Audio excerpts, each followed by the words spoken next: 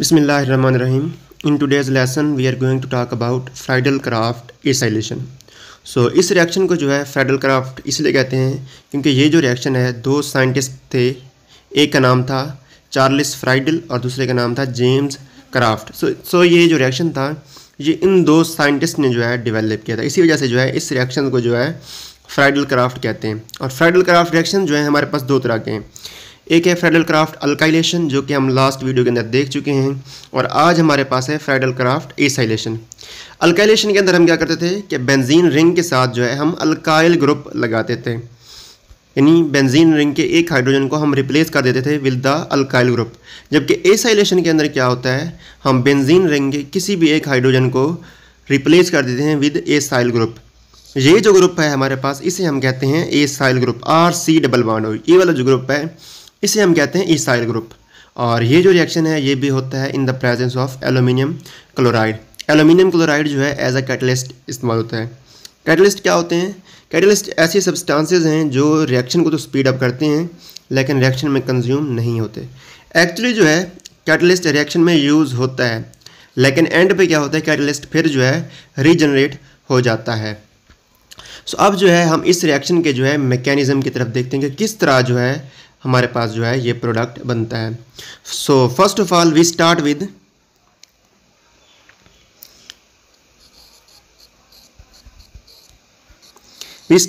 Acid chloride. तो acid chloride का reaction होता है विद एल्यूमिनियम क्लोराइड। क्लोरीन आप जानते हैं कि इसके वैलेंस शेल में कितने इलेक्ट्रॉन होते हैं? 7 इलेक्ट्रॉन होते हैं। एक इलेक्ट्रॉन तो इसने इस कार्बन के साथ शेयर करके एक बॉन्ड बनाया हुआ है, बाकी इसके पास 6 इलेक्ट्रॉन है जो कि पेयर्ड हैं, जिन्हें हम लोन पेयर कहते हैं।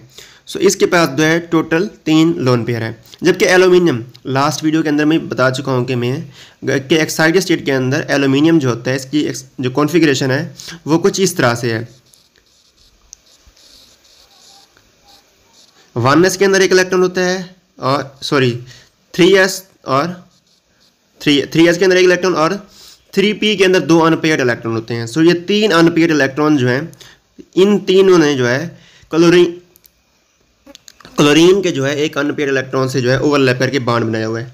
जबकि एल्यूमिनियम का एक जो ऑर्बिटल है ये वाला, ये खाली पड़ा हुआ है। इट मीन्स कि ये इलेक्ट्रॉन पेयर एक्सेप्ट कर सकता है। इलेक्ट्रॉन पेयर एक्सेप्ट करने की वजह से, एम्प्टी ऑर्बिटल मौजूद होने की वजह से ये जो एल्यूमिनियम है ये एक्ट करता है एज अ लिविस एसिड। अब होता क्या है कि ये वाला जो क्लोरीन है ना, ये वाला जो क्लोरीन है ये अपना लोन पेयर डोनेट करता है इस वाले एल्यूमिनियम को, यानी अपने लोन पेयर के जरिए अटैक करता है इस एल्यूमिनियम के साथ। एज अ रिजल्ट क्या होता है कि हमारे पास क्या होता है, बॉन्ड बन जाता है between chlorine and aluminium. We get this intermediate RC double bond OCl। अब Cl जो है ये लग जाता है Al के साथ और Al के साथ 3 Cl लगे होते हैं, Cl एंड Cl। अब देखिए एल्यूमिनियम पे कौन सा फॉर्मल चार्ज होगा। एल्यूमिनियम एक मेटल है, जब भी मेटल जो है एक्स्ट्रा बॉन्ड बनाती है तो इसके ऊपर माइनस चार्ज होता है। ठीक है, एल्यूमिनियम जो है नॉर्मली 3 बॉन्ड्स बनाती है, यहाँ पर इसने 4 बनाए हुए, इट हैज़ -1 चार्ज। जबकि क्लोरीन, अब क्लोरीन ने क्या है अपना इलेक्ट्रॉन पेयर एक दिया हुआ है इस वाले एल्यूमिनियम को, it has positive formal charge, +1 formal charge. In the next step के अंदर क्या होता है? नेक्स्ट स्टेप के अंदर ये होता है कि भाई ये वाला जो क्लोरीन है, आप जानते हैं कि क्लोरीन जो है वो इलेक्ट्रोनेगेटिव है। ये वाला क्लोरीन अब क्या करेगा, इस बॉन्ड के जो इलेक्ट्रॉन है, जो दोनों इलेक्ट्रॉन हैं, इन दोनों इलेक्ट्रॉन्स को रिमूव कर लेगा, इन दोनों इलेक्ट्रॉन्स को अपने पास ले आएगा। एज अ रिजल्ट हमारे पास क्या होगा कि ये वाला जो कार्बन है ये महरूम हो जाएगा एक इलेक्ट्रॉन से। ठीक है ना, इस बॉन्ड के अंदर जो है एक इलेक्ट्रॉन इसका था, एक इसका था।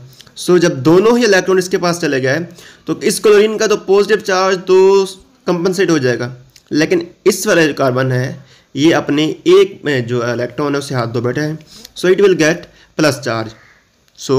इससे आगे हमारे पास क्या बनेगा, हमारे पास जो है वो कार्बोकैटायन बनेगा। इसे हम कहते हैं असीलियम आयन, कार्बोकैटायन नहीं कहते, असीलियम आयन।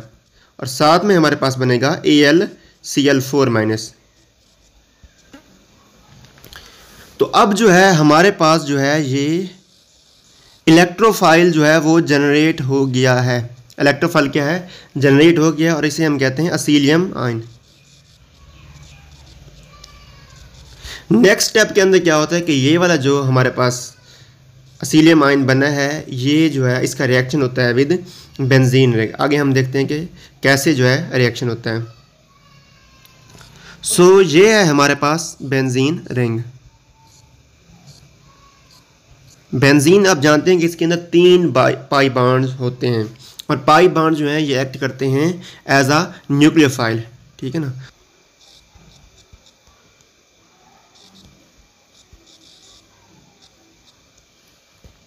कि ये वाला जो पाई बॉन्ड है ना, ये पाई इलेक्ट्रॉन है, अब ये एज अ न्यूक्लियोफाइल एक्ट करेगा। देखें इलेक्ट्रॉन में माइनस चार्ज है और यहाँ पॉजिटिव चार्ज है, तो अपोजिट चार्जेस जो है अट्रैक्ट करते हैं। सो ये वाला पाई बॉन्ड जो है ये अटैक करेगा इस वाले कार्बन के ऊपर, जिससे क्या होगा कि यहाँ पर जो है ये वाला जो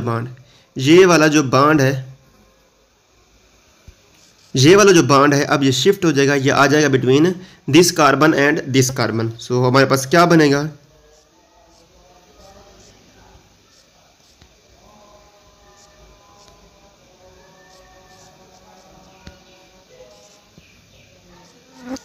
जबकि इस कार्बन के साथ ऑलरेडी एक हाइड्रोजन जो है वो प्रेजेंट था। सो अब देखें ये वाला कार्बन, इसके तो बॉन्ड पूरे हैं, लेकिन ये वाला जो कार्बन है इसका एक इलेक्ट्रॉन अब चला गया है। देखें ये वाला बॉन्ड जो था पहले इस और इस कार्बन के बीच में था, इन 2 कार्बन के बीच में था। अब ये वाला जो बॉन्ड है अब ये इस कार्बन के बीच में और इस कार्बन के बीच में, यानी ये वाला इस वाला जो कार्बन है इसके साथ तो इलेक्ट्रॉन है, लेकिन इससे इलेक्ट्रॉन चले गए। सो ये वाला जो कार्बन है इसके ऊपर आ जाएगा प्लस फॉर्मल चार्ज। सो अब इन द नेक्स्ट स्टेप क्या होता है कि ये जो हमारे पास सिग्मा कम्प्लेक्स बना है इसकी डी प्रोटोनेशन होती है और हमारे पास जो एरोमेटिक रिंग है वो अगेन रीजनरेट हो जाता है। सो होता क्या है, मैं जो है इसको कॉपी कर लेता हूँ।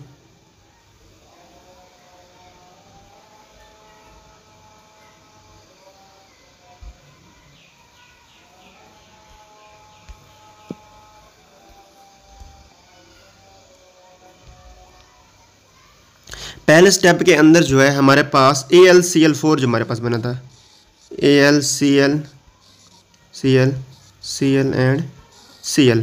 अब ये वाले इलेक्ट्रॉन क्या हैं, एल्यूमिनियम क्लोरीन के दरमियान में जो इलेक्ट्रॉन है, ये वाले इलेक्ट्रॉन अब जो है एक्सट्रैक्ट कर लेंगे ये वाला प्रोटॉन, ठीक है। यानी ये वाला जो बॉन्ड है अब आ जाएगा बिटवीन क्लोरीन एंड हाइड्रोजन। तो इसके नतीजे में हमारे पास क्या होगा कि हमारे पास बन जाएगा HCl बनेगा और साथ में बाकी हमारे पास क्या बच जाएगा, बाकी हमारे पास जो है ये वाला जो इलेक्ट्रॉन है इस बॉन्ड के, कार्बन हाइड्रोजन ये जो बॉन्ड इस बॉन्ड के जो इलेक्ट्रॉन थे अब ये दोनों इलेक्ट्रॉन यहाँ पे आ जाएंगे। इस तरह जो हमारे पास एरोमेटिक रिंग है वो रीजनरेट हो जाएगा।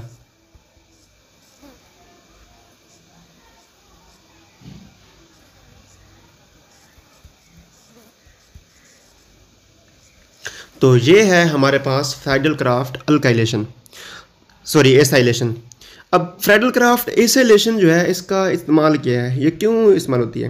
देखिए फ्राइडल-क्राफ्ट एसाइलेशन जो है ना, इसे हम यूज़ करते हैं for the preparation of alkyl substituted benzene ring. तो अब क्वेश्चन ये होगा कि सर वो तो हम फ्राइडल-क्राफ्ट अल्काइलेशन से भी कर सकते हैं ना। लेट्स सपोज आपने प्रोडक्ट बनाना है, वो ये वाला बनाना है, आपने बेंजीन को यूज़ करके प्रोडक्ट बनाना है ये वाला 1 2 3 4। सो दिस इज ब्यूटाइल, यानी ब्यूटाइल बेंजीन। ये अगर प्रोडक्ट बनाना हो तो क्या आप फ्राइडल-क्राफ्ट अल्काइलेशन से बना सकते हैं? नहीं बना सकते, क्योंकि आप उस तरह से बनेंगे तो जैसे ही हमारे पास कार्बोकेटायन बनेगा ना, ब्यूटाइल कार्बोकेटायन बनेगा तो वो रीअरेंज होकर सेकेंडरी कार्बोकेटायन बन जाएगा, जिसकी वजह से कभी भी हमारे पास जो है ये वाला N ब्यूटाइल बेंजीन नहीं बनेगा, कभी भी नहीं बनेगी। सो इसके लिए हम क्या करते हैं, फ्राइडल-क्राफ्ट एसाइलेशन करते हैं। एसाइलेशन से हम पहले क्या करते हैं, अराइल कीटोन बनाते हैं और देन जो है उस अराइल कीटोन की क्लेमेंसन रिडक्शन करके जो है हमारे पास बनता है अल्काइल सब्स्टिट्यूटेड बेंजीन।